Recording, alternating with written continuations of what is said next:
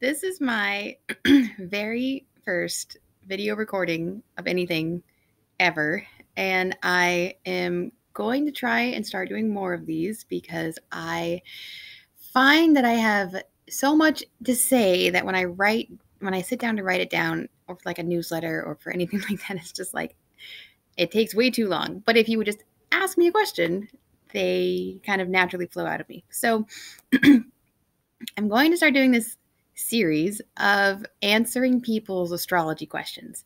So I think today, maybe as a starting point, there's so many that I get all the time, but I'm going to start with the ascendant and the other three angles, because there's 4 angles total. So everyone knows about the ascendant, but there's actually 3 others that are equally important that most people don't pay any attention to. Thought I'd start with that today, and then maybe I'll do the nodes the next time. And feel free to message me or email me an astrology question that you have, and I will answer it. So, all right. So the angles. They're called the angles because they are literally the 4 angles that orient you in space. So when you're born, all of the planets are floating around, the constellations are outside of them, everything's in flux. And then that moment happens when you're born, which creates the time, but then the place of your birth creates, okay, and it's this time and it's this tiny spot on Earth. And once you've gotten those 2 things together, then you have a angle. So you were born and you look to the east, and that's the horizon, and that's your ascendant. And then you look to the west, and that's your descendant. And then you look straight up into the sky, so not north, but just straight up, and that's your midheaven. And then you look straight down, so like that point of the earth, you would draw a line all the way down to the center of the earth. That's the icy, or the emum coli is what it is in Latin, but no one bothers with that. The other kind of term for it is nadir. So you have your ascendant, you have your descendant, you had your midheaven or MC, and then you have your IC.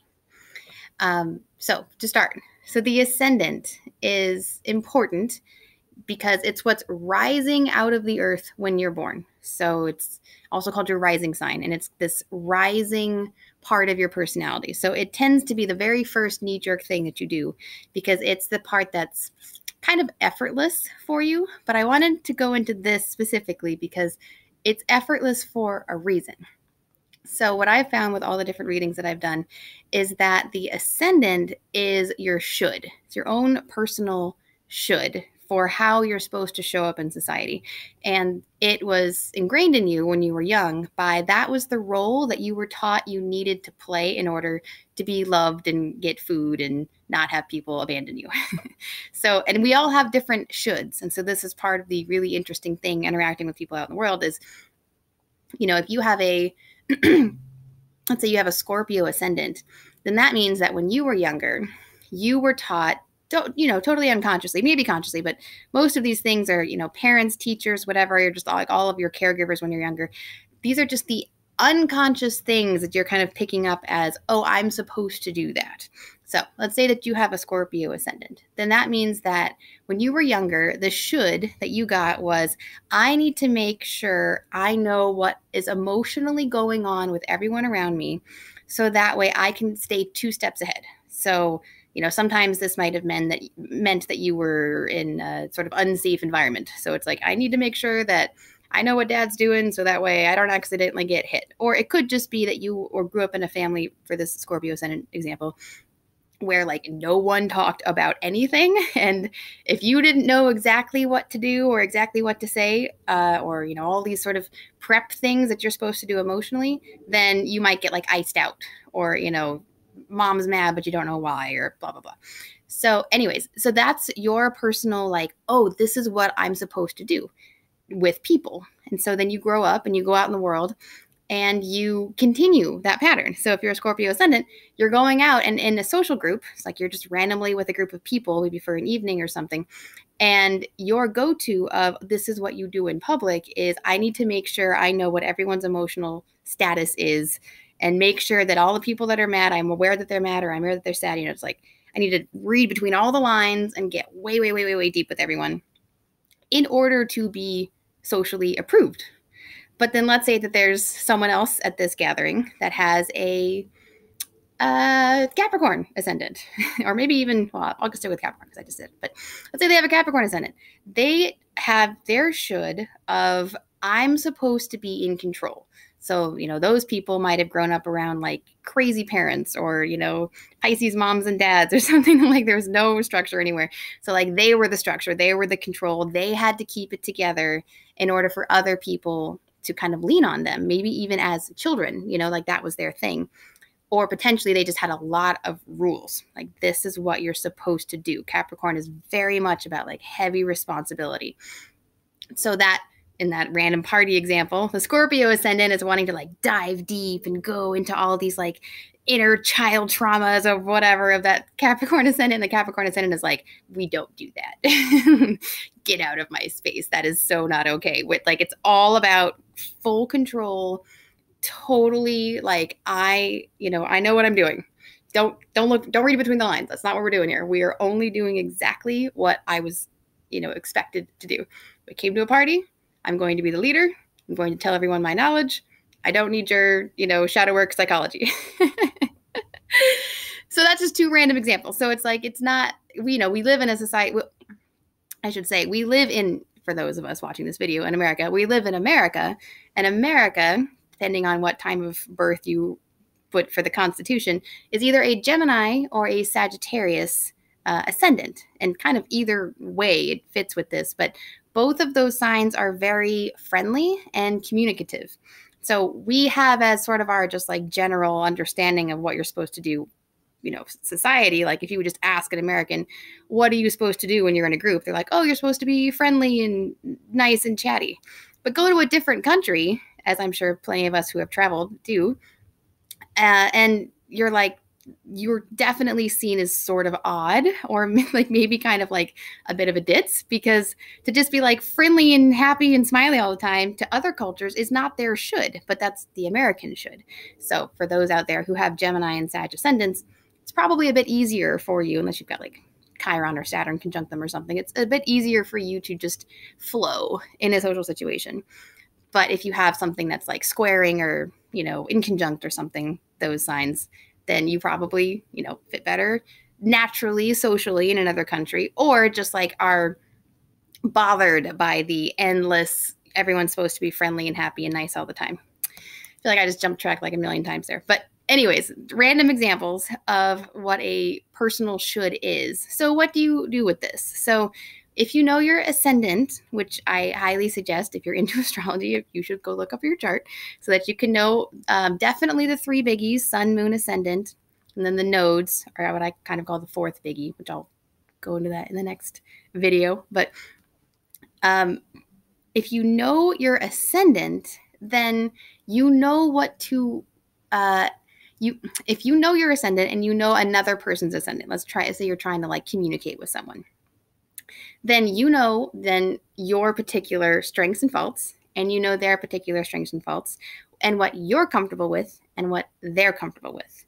So like I just explained with the Scorpio and the Capricorn interaction, if that Scorpio knew that their buddy over there is a Capricorn ascendant and they're wanting to make them feel comfortable, then they're not going to do their normal Scorpio deep dive. They're going to say, hey, Capricorn ascendant, I know that you like to be in control and feel like a leader. So, tell me your wisdom. Like, what should we do?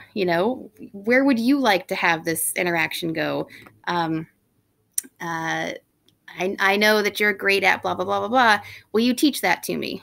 Very like helping them naturally do what they want to do. And then same with the other way around. Let's say that you're the Capricorn ascendant and you're wanting to make your Scorpio ascendant friend to feel a bit more comfortable. You might kind of chill on the need to like have massive control and everything is like exactly the way that it's supposed to be at all times. And maybe if they do something wrong, you don't point it out. Or you say, hey, I heard that you were kind of having a, thing with your like boss or something, would you like to sit and talk with that with me about that. Kind of give the Scorpio ascendant some space to kind of open up if they choose to, because Scorpio is also a bit of a secretive, quiet thing. But anyways, so that's one thing. So you can know your own should and know that it is your should and not the only should. So that helps you interact with people. And then also you can know your own particular knee-jerk reactions. So especially, let's say your sun and your ascendant are different signs, which most people's are. You might have your genuine sense of who you are, your sun, be very different than how you show up in the world. And if you don't know that, you're like running on two different scripts, which we all are, and you don't know how to blend those two, you might feel kind of annoyed by social situations or like, why don't people see me?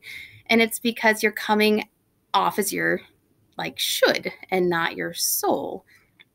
Which as a Pisces, as a double Pisces, it has been a very interesting journey for me to realize that there's a benefit sometimes to shoulds, like it's okay to have a mask sometimes. You don't need to have like full emotional merge with like the grocery store clerk, like took me years to figure that out. It's like sometimes my husband has been a very useful, wonderful rock in this regard. It's like sometimes it's okay to be a little surfacey. And so I'm not by any means saying that none of us should ever show up as our ascendant. Obviously, you need it. It's like literally what makes you a separate human being. But to know, I have a personal should of this. If I'm wanting to feel more comfortable in a situation, that's the thing that is most natural for me. So I'm going to resonate with people that are doing that. So if you're, going to like your partner's work party or something and you don't know anyone there, you can't really expect it to be like, okay, I'm going to be my full, wonderful, beautiful self. Maybe if you get comfortable enough to that, but you're going to start off as your ascendant. So if you have let's say you have a Taurus ascendant or something. And so what you show up as is someone who is very calm and gentle and, kind of has their shit together. So maybe don't go do karaoke right away because, it's like it's not really your should. Like it's going to kind of feel a little standoffish. Or if you're a Cancer ascendant, go find like the one person in the room that isn't talking to anyone so that you can have your should of nurturing be fulfilled. And then you're like, okay, cool. I have been socially accepted. My 3-year-old who needed this from mom has now been approved of. And then you can open up to your sun. And maybe if you get super close with the people in the group, you can even show up as your moon, because it does seem to show up as like most surface level comfort ascendant. Then you get to know them a little bit better. Then you can show up as your true self, your sun. And then if you get really close with them and you feel super safe with them, you can show up as your moon. Okay, that was a whole bunch of random stuff. As you can see, my brain kind of like jumps a million tracks to do anything. So to write it all down is like too much effort. So to just sort of record it and continue, we are going to go with that for a while and see if this works. Didn't even get to the other 3 angles, so I'll do that in the next video. But if you have any questions about the ascendant or would like to know a little bit more about your ascendant, feel free to message me. And if you are new to any of anything with Soul Map Mandalas, my website is soulmapmandalas.com, and you can contact me there. All right. Thanks so much. Talk to you soon.